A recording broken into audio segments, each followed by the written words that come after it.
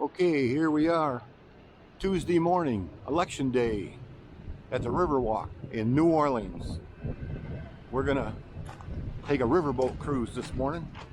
You can see the sign there. This is a big mall in here. Show you this once we get going. There goes the boat.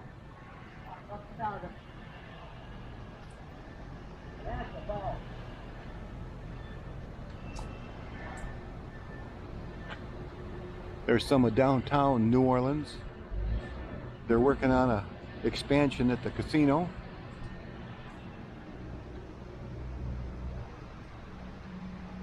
This fountain's up here.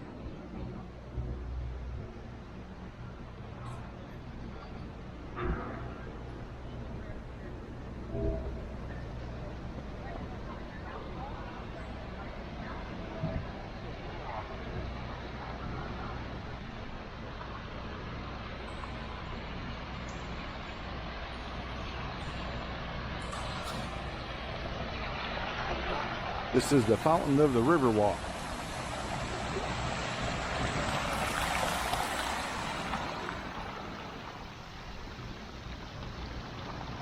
And there's a huge mall here, and there's the boat we're going to take right there. Big paddle boat.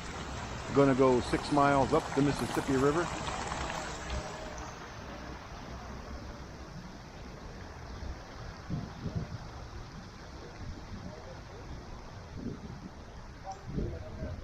Here's some boat traffic on the river.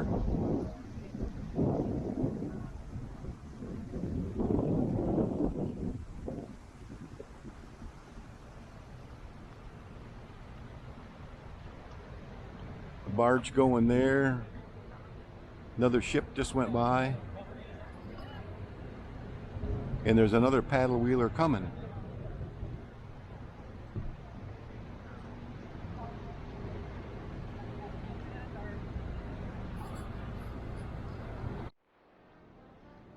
Okay, here's where you get your tickets.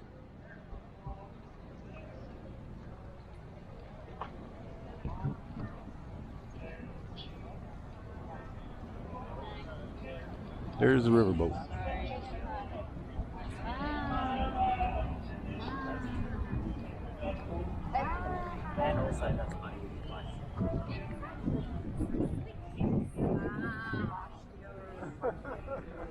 Big mall right here.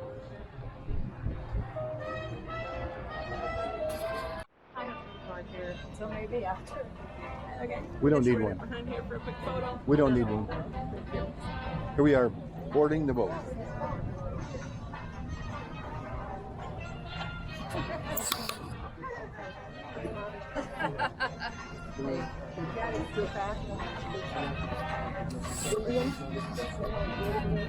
Passengers, including crew. Our paddle wheel is 20 feet in diameter, 24 feet wide, has 20 buckets at a stagger, weighs approximately 19 tons, and yes, the paddle wheel is our only means of propulsion through the water. We do not have propellers aboard the Creole Queen. Ladies and gentlemen, before we get underway, we're going to sound our departing whistle signal consisting of one long blast of the ship's whistle. If you're sitting on the upper and outer decks, I'm going to ask you to please cover your ears. If you have any small children sitting on the upper and outer decks, please cover their ears now.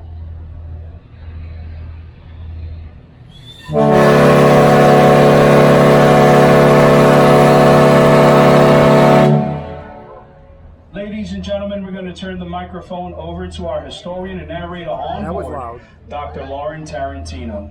Thank you. Good afternoon, ladies and gentlemen, and welcome to the Creole Queen.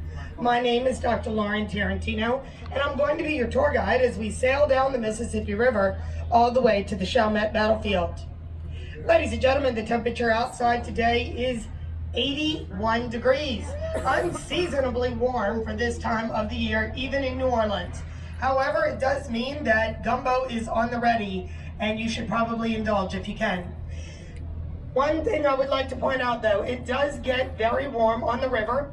If you are feeling overheated, please make sure that you go downstairs to one of our bars, grab yourself a bottle of water, sit back and relax as we sail down the rest of the river.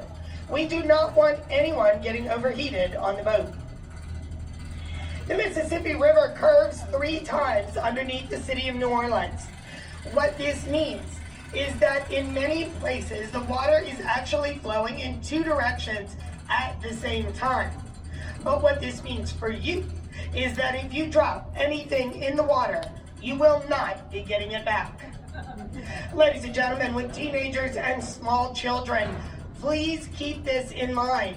If you have spent a ton of money on your vacation to New Orleans and your kid hasn't seen anything good because they can't take their eyes off their phones, now is your chance. The Mississippi River is 2,320 miles long. It starts at Lake Itasca all the way up in Minnesota and ends 110 miles downriver at the Gulf of Mexico. Right here in New Orleans, the Mississippi River is 1/2 mile wide and 205 feet deep. Bienville chose this section of the river for his city because the width and the depth of the river make this a perfect location, not only as a port, but also as a defensible position. In addition, Bienville chose this section of the river for his city because New Orleans is actually on a natural ridge. What this means is that even during Hurricane Katrina, when Katrina dumped 15 feet of water in Lakeview, just 8 short miles north of us, this area along the river, including the French Quarter, had only about 2 inches. Unfortunately, because of Bienville's choice for his city on the river, most people in New Orleans have absolutely no idea where they are. Please don't ask. It's very embarrassing. You see, the Mississippi River is actually to the west, the south, and the east of the city. And right here in New Orleans, the Mississippi River, or right here at the border, the Mississippi River is traveling from south to north. What this means is that this lovely part of the land over here to the port side is actually the east bank, but it's located on the west side of the river. And this that we see to the right of us is the west bank on the east side of the river. That means that the sun rises in the east over the west bank and sets in the west over the east bank. Confused? So are we. The Crescent City connection that you see to the rear of the boat is actually upriver and south of the city at the same time. Speaking of the Crescent City connection is one of 3 bridges that crosses the Mississippi River here in southeast Louisiana. The next one upriver is called the UEB Long. It is the first train trestle bridge of its kind, built in the 1930s by UEP Long.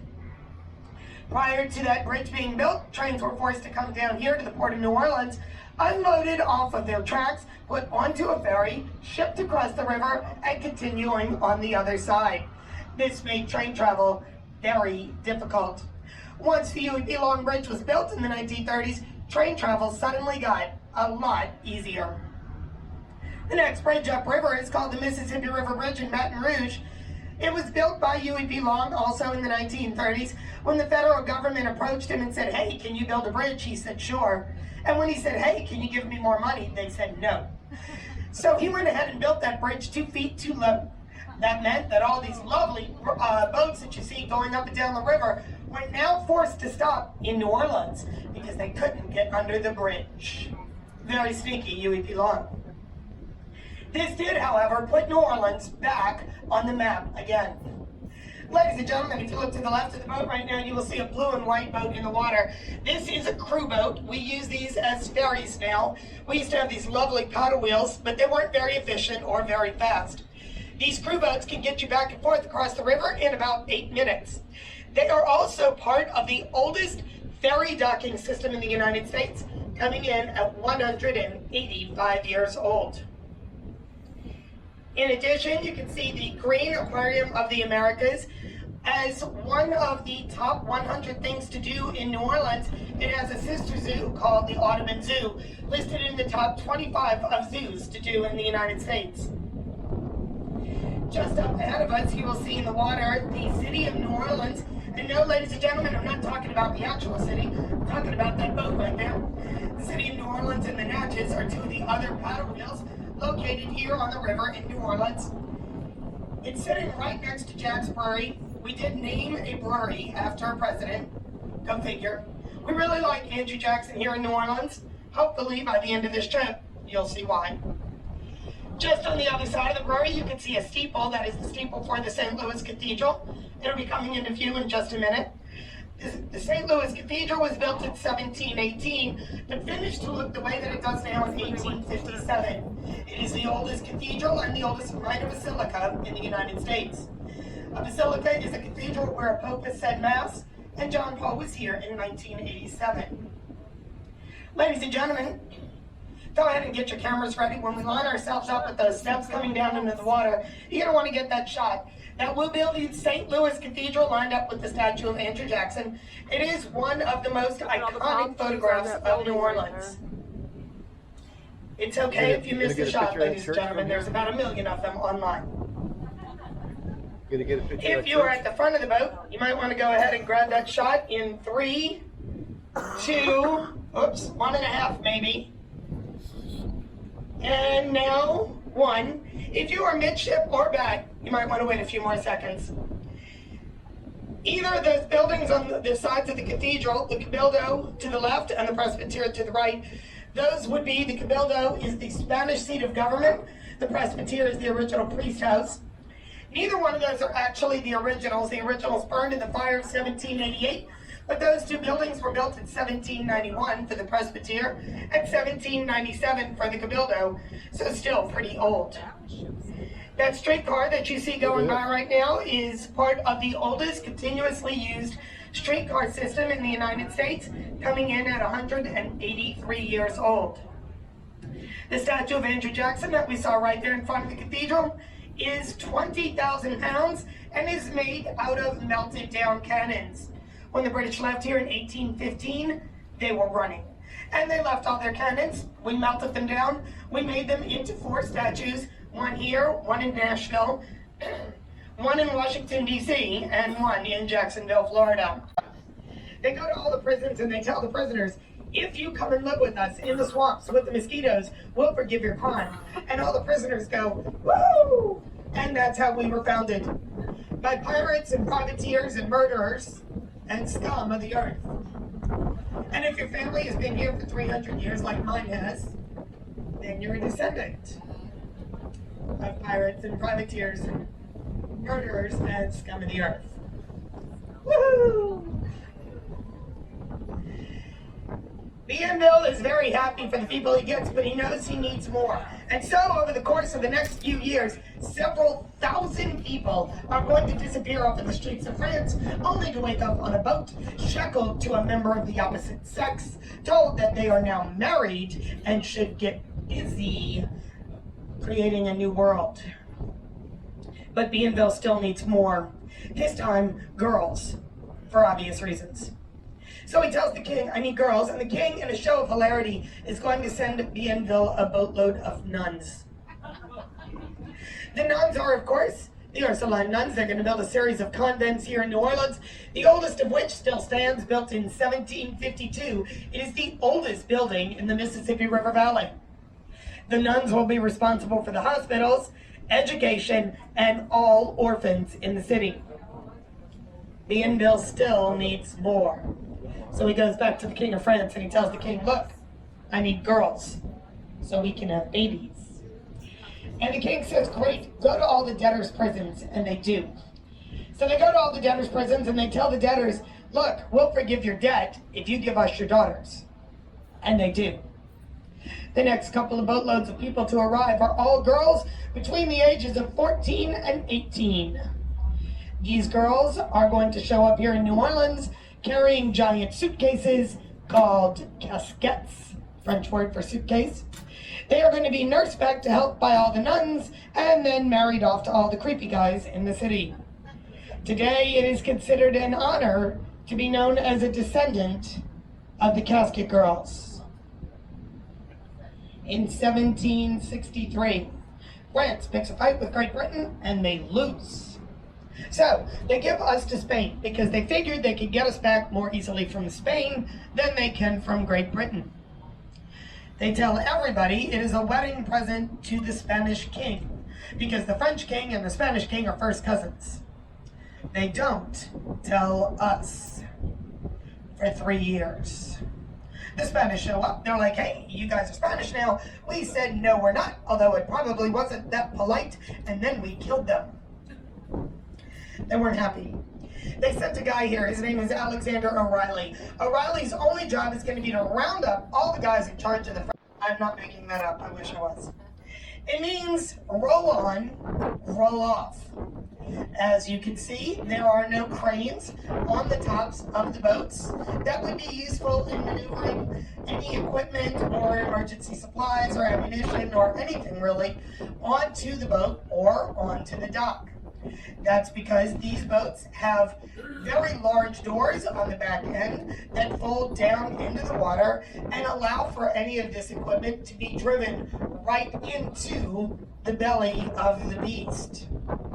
As emergency vehicles, these vehicles can be found all up and down the Pacific coast, all up and down the Atlantic coast, and all around the Gulf Coast, as well as up and down the Mississippi River. These boats are generally owned and operated by the United States Navy, and this is actually a Navy base right here, although I believe it was formally decommissioned about 10 years ago. However, these two boats are actually operated by merchant marines. Merchant marines, for those of you who don't know, are pretty much everybody who crews any other boats not already occupied by the Navy or the Coast Guard. However, since I have a microphone and the Navy does not, I'm going to say, go Army, beat Navy. It's a joke. One day, however, the Navy is going to get a microphone and this is going to be a lot less fun.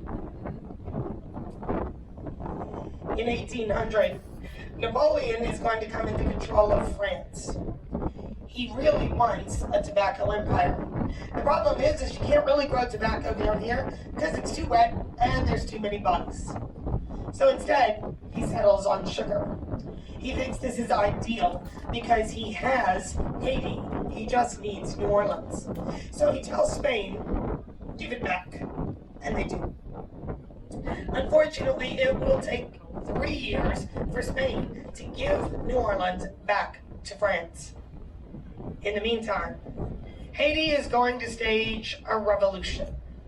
They kick all the French guys out. Haiti becomes the first black independent nation in the Western Hemisphere. Yay! In the meantime, two gentlemen from from Thomas Jefferson's cabinet are going to approach Napoleon and say, you know what, we'd really like to give you $10 million if you give us New Orleans.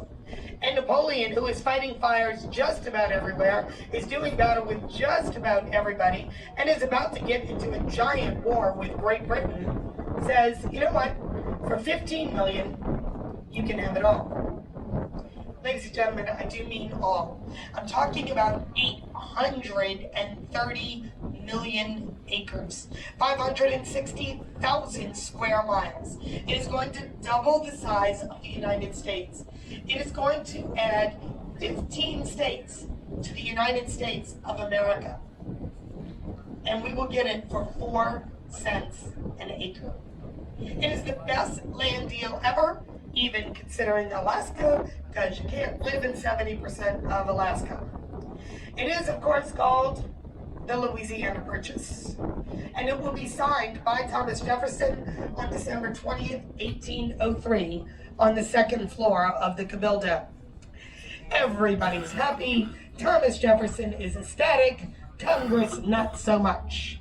They want to impeach Jefferson for making a land deal without their permission.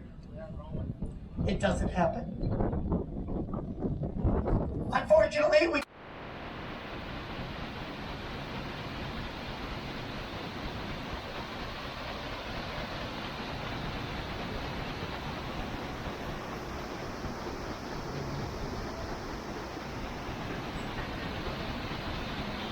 Okay, there it is, forward motion.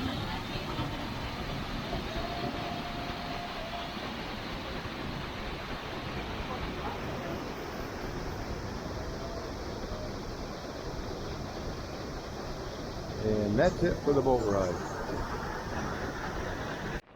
Galleries have poles and a roof. Balconies do not. The barracks are available for tours if you're interested in coming down here. We are now in St. Bernard Parish. The barracks also extends several miles back into Chalmette. Andrew Jackson is waiting for the British. He's got the canal dug, he's got a levee built, and this is where he plans on making his final stand. Oh, and did I forget to mention, Andrew Jackson has an ace in his sleeve. And that ace is a pirate. Ladies and gentlemen, I am not talking about any pirate. I'm not talking about Johnny Depp. I am, in fact, talking about the pirate of the Caribbean. And his name is Jean Lafitte. You want something? You ask Lafitte. You want rum? You want whiskey? You want spices? Lafitte is your man. And Lafitte is about to make it very difficult to want to be British. Because Lafitte is going to spend 2 weeks between December 26th, 1814, and January 8th, 1815, invading the British campsite. He's going to set fire to the tents. He's going to steal all the food he can find, and he's going to set the horses free, and then run. And then go back and do it again the next night, and the next, and the next, and the next. And the British never seem to figure it out. Ladies and gentlemen, once again, looking to the left side of the boat, you're going to see Domino's Sugar Factory. The building with the giant yellow sign on it is not a working part of the factory, although it is, labeled as the Domino's Sugar Factory. However, it is a historic building. It's 120 years old, so it cannot be torn down. The working part of the factory is everything you see in front of the sugar factory. Domino's Sugar Factory produces 2 billion pounds of sugar every single year. That works out to be 7.63 million pounds of sugar every day. So just in case you were wondering where all the sugar for your pralines and beignets comes from, here it is.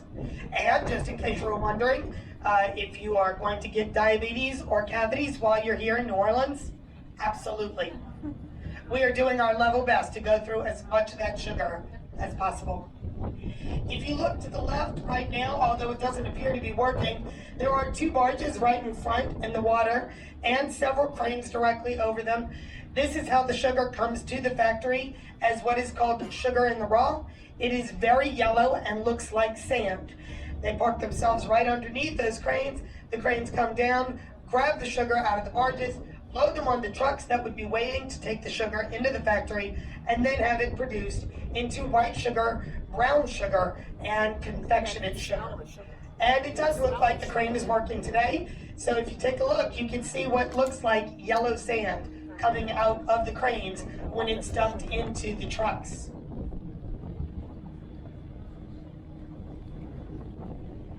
So Andrew Jackson has hired a pirate, and that pirate is, of course, Jean Lafitte. And Jean Lafitte is making it very difficult to want to be British. On the morning of January 8th, 1815, the British are going to wake up. They are exhausted because they've just spent 2 weeks every night putting out fires. They are starving because all of their food has been stolen. And they are not very happy. And they've decided that no matter what, today is the day. They're going to march on New Orleans because they are done with this teenage rebellion that is the United States of America and the War of 1812.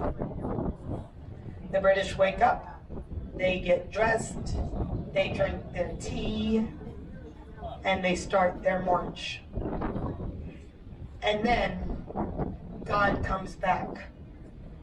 Because what the British don't know, but are about to find out, and what you are about to learn, and what we here in New Orleans have known for centuries, is that in January on the river, all there is is fog. And the fog rolls in and covers the battlefield. And you can't see anything, except the British are wearing red coats and they're banging a drum. We, on the other hand, are being very quiet. We have brown coats, brown hats, brown pants. We're ducking and diving behind hay bales, and we are being very, very quiet. The British will march approximately 1 mile until they hear Andrew Jackson yell, "Fire."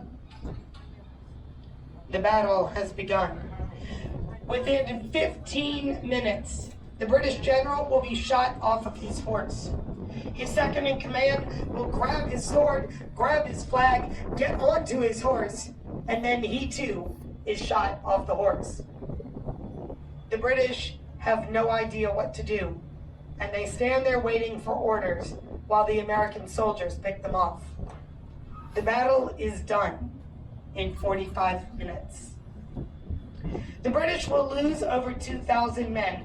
250 are dead, 1,248 are injured, the rest run off. The Americans lose 65. 13 are dead, 39 are injured, the rest run off. Jackson himself has a bullet in his shoulder and a bullet in his chest, and he is suffering from dysentery. He is 6'3" tall and weighs 135 pounds. He is very sick and has requested leave of duty, and it is granted. But the paperwork arrives 2 days after the battle is complete. Had there been email or a phone or text messaging, this would have been a very different story. Jackson had been told that if he was to lose the day, he should set fire to the city on his way out. But he didn't lose the day. That day, January 8th, 1815, he won instead. And for this reason, the city did not burn. And we still have the city 300 years after its inception. And for this reason, ladies and gentlemen, we call Andrew Jackson the savior of New Orleans. Ladies and gentlemen, we are now at Chalmette Battlefield. If you have any questions about the river, about the battlefield, about the city of New Orleans, or about the boat, my name is Dr. Lauren Tarantino, and I would be happy to answer any questions you might have. I will be waiting for you at the bottom of the gangway when we disembark to guide you out onto the battlefield, and I would love to talk to you about any questions that you might have at that point. However, until then, I will see you all on the battlefield. Thank you very much.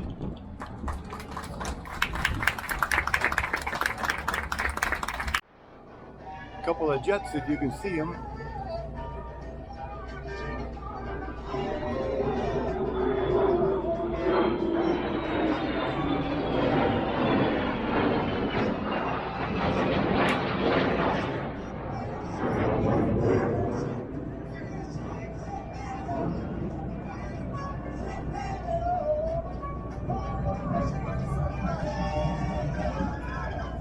Quite the shot. You can see the downtown New Orleans from here.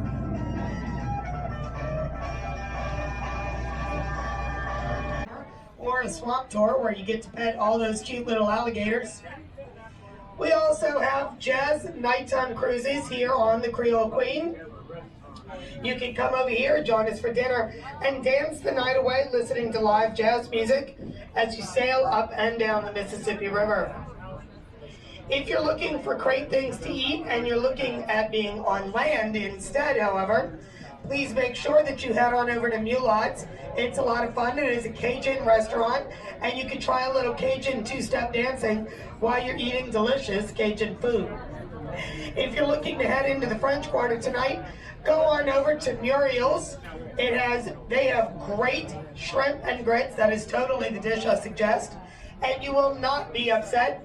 In addition, they've been serving dinner to a ghost every night for 20 years, so that's always fun. And you can pay to sit at the ghost table. If you're looking for sandwiches or muffaladas of any sort, go over to NOLA Po' Boys. They have the best muffaladas and po' boys in the city.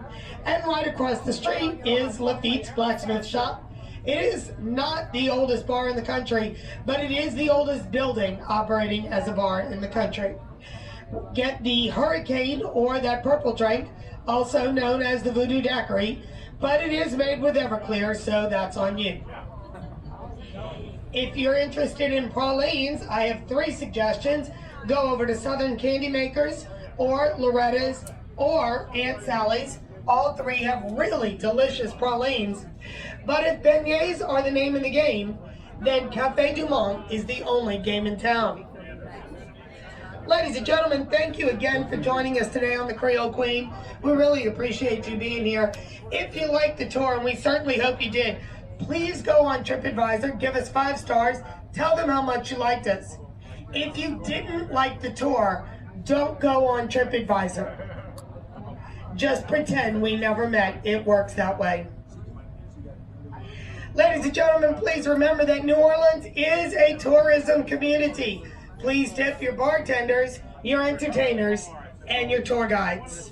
If you have any questions about the river, about the city, about the boat, or about the battlefield, my name is Dr. Lauren Tarantino, and I will be waiting for you at the bottom of the gangway when we disembark. Happy to answer any questions that you might have.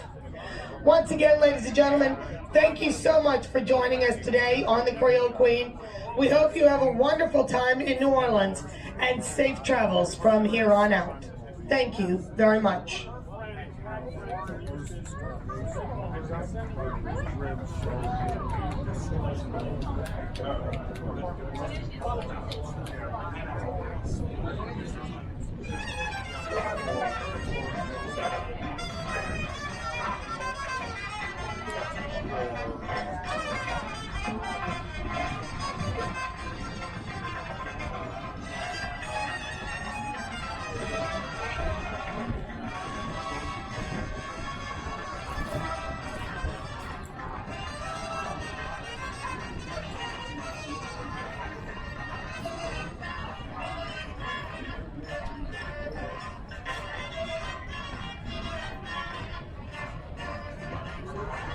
That's better.